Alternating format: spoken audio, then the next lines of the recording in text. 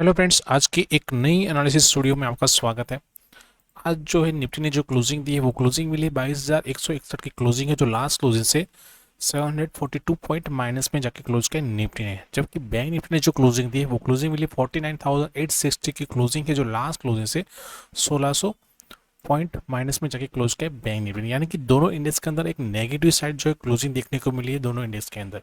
ठीक है, तो फर्स्ट यदि हम डेली बेसिस पे निफ्टी को देखते हैं और यदि आपने हमारा लास्ट जो फ्राइडे का एनालिसिस स्टूडियो था वो देखा हो तो वहाँ पे हमने एग्जैक्टली आपको बताया था कि ये जो लेवल मेंशन किए थे एग्जैक्टली आप देखेंगे उस लेवल के पास क्या मल्टीपल टाइम यहाँ पे सपोर्ट लिया था और वहाँ पे ही हमें क्लोजिंग देखने को मिली। लेकिन आज क्या एक बड़ी सी गिरावट देखने को मिली, बड़ी सी गैप डाउन ओपनिंग को मिली यार, और ओपनिंग मिलने के बाद भी यहाँ पे एक पॉजिटिव साइड ही क्लोजिंग देखने को मिली।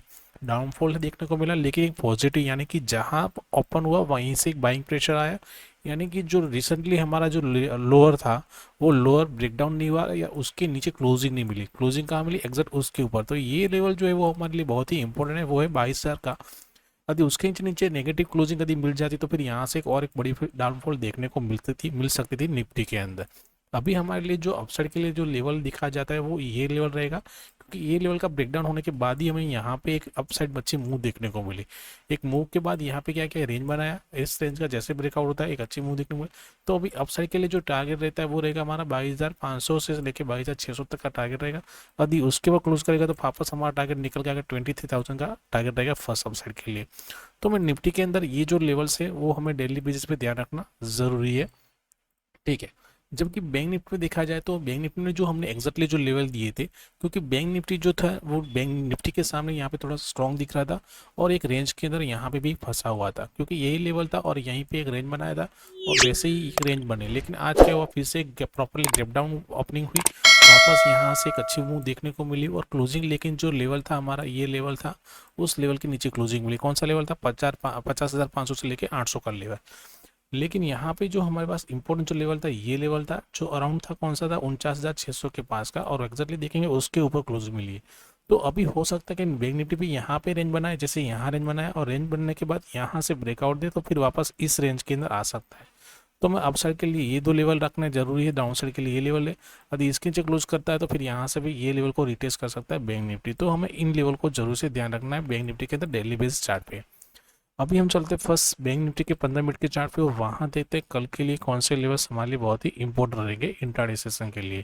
तो देखा जाए तो ये लेवल्स जो रहेगा अपसाइड के लिए हमारे लिए बहुत ही इंपॉर्टेंट रहेगा, और डाउन साइड लिए देखा जाए तो हमारे लिए जो लेवल्स निकल के आता है वो अराउंड ये लेवल रहेगा। ठीक है, इस लेवल को हमने इसलिए काउंट किया कि देखिए फर्स्ट 15 मिनट की कैंडल का देखते हैं तो उसका कोई हाई और लो ब्रेकडाउन नहीं हुआ, लेकिन जहां क्लोजिंग हुई क्लोजिंग के हिसाब से देखते हैं तो उसकी से नहीं हुई। यहाँ पे भी देखिए एक रेंज बना, ब्रेकडाउन हुआ, लेकिन यहाँ से सपोर्ट लिया और वापस यहाँ पे रेंज बना और फिर इसके अंदर जाकर क्लोज किया। तो बैंक निफ्टी एक्चुअली यदि इसी रेंज के अंदर ओपन होती है, एक रेंज बनाती है और रेंज बनने के बाद यदि इस लेवल का ब्रेकआउट होता है तो फिर पहला टारगेट जो निकल के आएगा रहेगा 50,400 का, दूसरा टारगेट 50,600 का, तीसरा टारगेट 51,000 का भी टारगेट देख सकते हैं अपसाइड में बैंक निफ्टी के अंदर। डाउन साइड में यदि वापस इस लेवल का ब्रेकडाउन होता है तो फिर वापस ये जो लेवल है आज का लो है वो अराउंड रहेगा 49,200 का, और उसके नीचे सस्टेन करेगा तो 49,000 का भी हम लेवल देख सकते हैं बैंक निफ्टी के अंदर डाउन साइड के लिए। तो हमें इन लेवल को जरूर से ध्यान रखना है कल के सेशन के लिए। ठीक है, अभी हम चलते हैं निफ्टी के चार्ट पे। ठीक है, निफ्टी के अंदर देखा जाए तो हमारे लिए जो यहाँ पे एक इंपॉर्टेंट जो रेंज निकल के आती है वो इस रेंज को हम काउंट करने वाले हैं। ठीक है, तो इस रेंज के अंदर यदि एग्जैक्टली निफ्टी ओपन होती है, एक रेंज बनाती है, रेंज बनने के बाद यदि इस लेवल के ऊपर कम से कम 15 से 30 मिनट सस्टेन कर जाती है तो फिर यहाँ से जो टारगेट निकल के आएगा वो रहेगा 22,500 का, और उसके ऊपर सस्टेन करेगा तो जो ये गैप पड़ा था वो गैप फिल कर सकता है। तो यानी कि नेक्स्ट टारगेट रहेगा 22,900 का, हम टारगेट देख सकते हैं निफ्टी के अंदर अपसाइड के लिए। लेकिन डाउन साइड में यदि इस लेवल का ब्रेकडाउन होता है तो वापस इस रेंज के अंदर आ जाएगा और जहाँ पे हमारा टारगेट निकल जाएगा 21,800 का, और उसके जो सस्टेन करेगा तो यहाँ से डायरेक्टली टारगेट निकल जाएगा 21,500 का टारगेट देख सकते हैं निफ्टी के अंदर डाउन साइड के लिए। तो मस्त इन लेवल को जरूर से ध्यान रखना है नेक्स्ट सेशन के लिए। बाकी कोई बड़ा सा गैप अप या गैप डाउन ओपन होता है तो वहाँ पे हम अपनी जो प्राइस एक्शन है उसको फॉलो करेंगे और साथ में वेट करेंगे प्रॉपरली एक रेंज बनने का, और उसके जो भी लेवल्स रहते हैं वो अपनी फ्री टेलीग्राम चैनल में प्रोवाइड करेंगे, जिसका लिंक डिस्क्रिप्शन में दिया गया है, आप वहाँ जाकर ज्वाइन हो सकते हैं। तो दोस्तों वीडियो को लाइक कीजिए, शेयर कीजिए, और साथ में जिन लोगों ने भी अभी तक हमारा यूट्यूब चैनल सब्सक्राइब नहीं किया, चैनल को सब्सक्राइब कर लिए, जहाँ पे आपको ऐसी एनालिसिस वीडियो मिलती रहे। थैंक यू, जय हिंद।